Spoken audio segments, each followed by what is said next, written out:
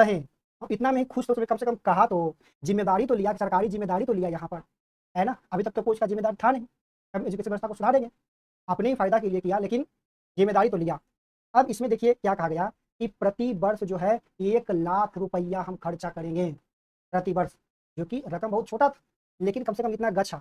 अब भाई साहब गच्छा, लेकिन गच्छा तो प्रभावित रूप से पता है 2013 में गचने के बाद समझिए 20 साल बाद तो प्रभावित किया गया, प्रभाव में लाया गया, है ना। काफी दर्द दुख से गुजरे थे आज़ादी के समय में, आज़ादी से पहले अंग्रेजों के समय में। वही है कि 1 लाख रुपया की प्रति वर्ष यहाँ पर गच्छा था। ये राग देखिए, चार्टर्ड की हम बात कर रहे हैं।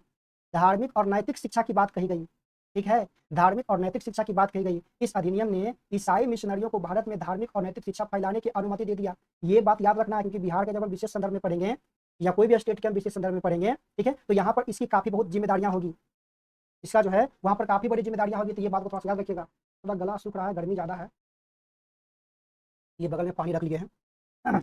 अब देखिए, पारंपरिक बनाम पाश्चात्य शिक्षा, इस धनराशि का उपयोग को लेकर के विवाद था कि इसे पारंपरिक भारतीय शिक्षा यानी संस्कृत और फारसी के लिए प्रयोग किया जाए या पश्चात शिक्षा अंग्रेजी को बढ़ावा देने के लिए किया जाए।